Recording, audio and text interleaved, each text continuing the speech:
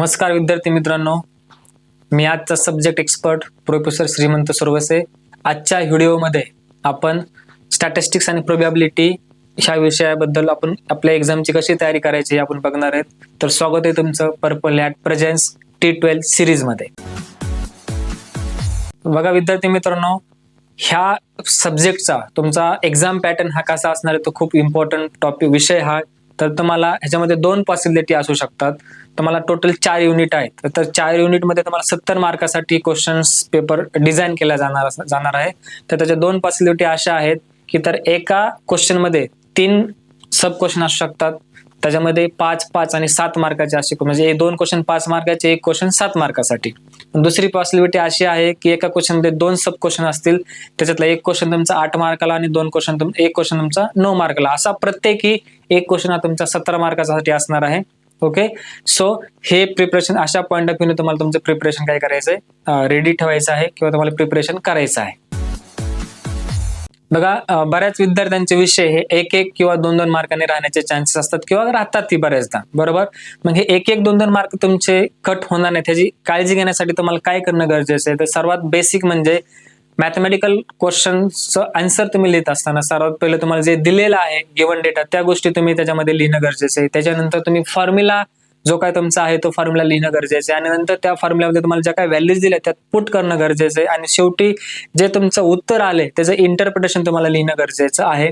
So ह्या steps खूप matter करतात, जेणेकरून तुम्हाला जरी एखादा मार्क कमी पडत असेल तर तुम्ही सिस्टमॅटिक लिहिला असेल तर त्याला तुम्हाला एखादा मार्क वाढून दिला जाऊ शकतो। सो ह्याची काळजी तुम्ही घेणं गरजेचं आहे। बघा मित्रांनो, तुम्हाला ह्या व्हिडिओमध्ये मी काही युनिट वाईज IMP क्वेश्चन्स आणि त्याच्या शेवटी मी तुम्हाला 5 ते 6 असे IMP क्वेश्चन्स तुम्हाला मी काय करणार आहे सांगणार आहे। तो सर्वात पहिलं आपलं जे काही युनिट आहे ते आहे तुमचे डिस्क्रिप्टिव्ह स्टॅटिस्टिक्स। आता बघा, डिस्क्रिप्टिव्ह स्टॅटिस्टिक्स मध्ये तुम्हाला काय विचारले त्यांनी, तर measures of central tendency, measures of dispersion आहे, आणि कोरिलेशन आणि रिग्रेशन, ह्या 3 गोष्टी त्यांनी काय केलेल्या आहेत, कंबाईन केल्या, ज्या की बाकीच्या ब्रांचला सेपरेट आहेत। सो हे पहिलं युनिट तुम्ही करत असताना सर्वात पहिलं सेंट्रल टेंडन्सी मध्ये मीन, मीडियन आणि मोड ह्या तिन्ही गोष्टी डिफरंट केसेससाठी तुम्हाला विचारल्या जातात, किंवा डिस्क्रीट आणि कंटिन्युअस केसेससाठी तुम्हाला विचारलं जातं। सो मी तुम्हाला सजेस्ट केलं की कंटिन्यू केसेसचे एक्झाम्पल तुम्ही काय करायचे, ट्राय करायचे। ओके, सो दुसरा आहे डिस्पर्शन मध्ये रेंज आहे, क्वार्टाइल डेव्हिएशन आहे, स्टँडर्ड डेव्हिएशन आहे, कोएफिशियंट ऑफ व्हेरियन्स आहे आणि व्हेरियन्स आहे। ह्या गोष्टी तुम्हाला काय करायचं तर मी लक्षात ठेवायचे किंवा तुम्हाला त्याच्यावरचे क्वेश्चन तुम्ही प्रॅक्टिस करायचे। मी सजेस्ट करेन तुम्हाला स्टँडर्ड डेव्हिएशन, व्हेरियन्स आणि कोएफिशियंट ऑफ व्हेरियन्स कसा कॅल्क्युलेट करायचा फॉर कंटिन्युअस आणि डिस्क्रीट केस, ह्याचे प्रिपरेशन तुम्ही करायचे।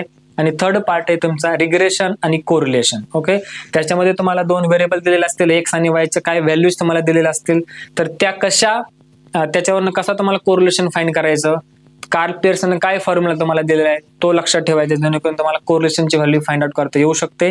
दुसरं तुमचं युनिट आहे तुमचं sampling and distributions. Okay, sampling and distributions मध्ये तुम्हाला काय करायचं, सॅम्पलिंगच्या मेथड्स आहेत, ज्या फेमस मेथड्स आहेत त्या मेथड्स तुम्हाला लक्षात ठेवायचे। मग ते सिस्टमॅटिक रँडम सॅम्पल असेल, विदाउट रिप्लेसमेंट असेल, किंवा पर्पजिव्ह सॅम्पलिंग असेल, नंतर क्लस्टर सॅम्पलिंग असतील, ह्या ज्या काही सॅम्पलिंगच्या मेथड्स आहेत ते तुम्ही काय करायच्यात, हा थेरॉटिकल क्वेश्चन असतो जेणेकरून तुम्हाला पटकन लक्षात राहू शकतो, तो तुम्हाला लिहिता पण येऊ शकतो।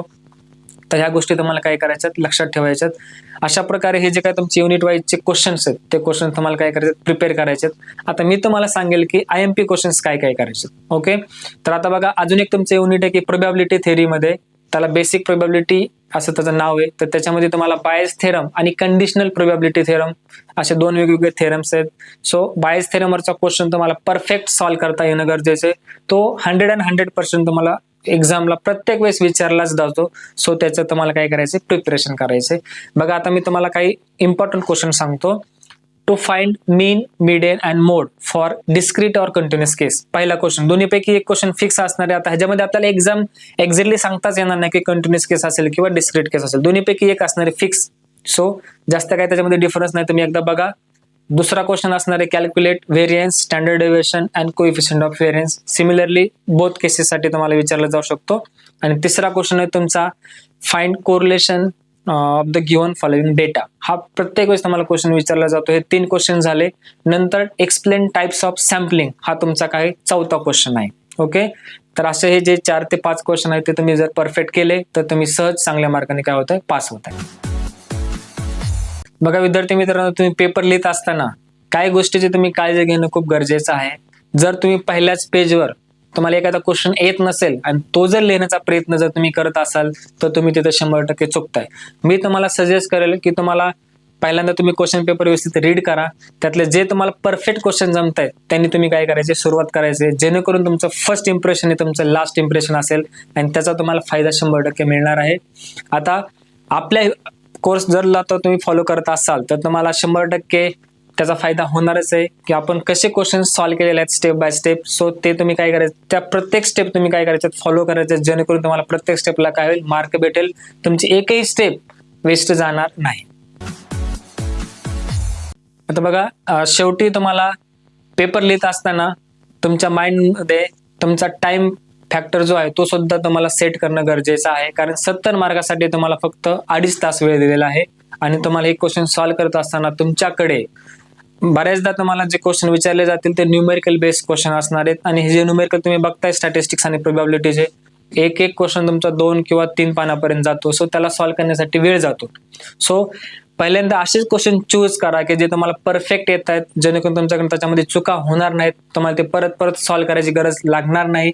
त्याच्यासाठी तुमचं कॅल्क्युलेशन्स हे परफेक्ट असणं गरजेचं आहे. सो तेच क्वेश्चन सॉल्व्ह करा, जेणेकरून तुम्हाला काय होतील, परफेक्ट सॉल्व्ह होतील, तुमचा एक्स्ट्रा टाइम त्याच्यामध्ये वेस्ट होणार नाही. आणि एक्झामच्या आदल्या रात्री किंवा अगोदर काही दिवस अभ्यास करत असताना जर तुम्ही जे आतापर्यंत ज्या क्वेश्चनची प्रॅक्टिस केली तेच क्वेश्चन तुम्ही काय करा, परत एकदा सॉल्व्ह करा, त्याचा फॉर्म्युला रिवाइज करा.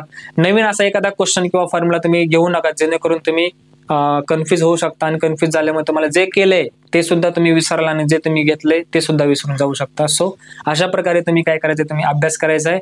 अशा प्रकारे जर अभ्यास केला तर तुम्ही सहज चांगल्या मार्गाने पास होता. त्यासाठी तुम्हाला माझ्याकडनं खूप खूप शुभेच्छा. बघा मित्रांनो, तुम्ही पेपर लिहित असताना आपल्याकडनं काही मायनर मिस्टेक होतात, जेणेकरून त्या मायनर मिस्टेकमुळे तुम्ही जे काही क्वेश्चन्स लिहिलेले आहे, जे काही उत्तर लिहिले त्याला अख्खा त्याचा शो जाऊ शकतो.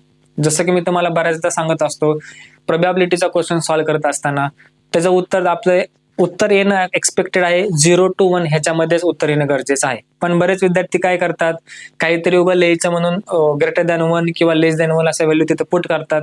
तर जेणेकरून एक्झामिनरच्या लगेच लक्षात येतं की हा काहीतरी बंडलबाजी करतोय, काहीतरी उत्तर फेकतोय, जेणेकरून तुम्ही जे वरती स्टेप लिहिल्यात त्या स्टेपला सुद्धा तुमचं चुकीचं मार्किंग करून तुम्हाला त्याला 0 मार्क दिला जाऊ शकतो. सो ही काळजी घेणं गरजेचं. मी फक्त तुम्हाला उदाहरणार्थ प्रोबॅबिलिटीचे सांगितले, असं बऱ्याच कन्सेप्टमध्ये तुम्ही असं उत्तर चुकीचं लिहू शकता.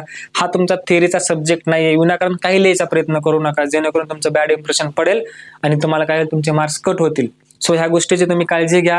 ह्या पेपरसाठी तुम्हाला खूप साऱ्या शुभेच्छा. चांगल्या प्रकारे अभ्यास करा आणि चांगल्या प्रकारे मार्क्स घ्या. So best of luck all of you.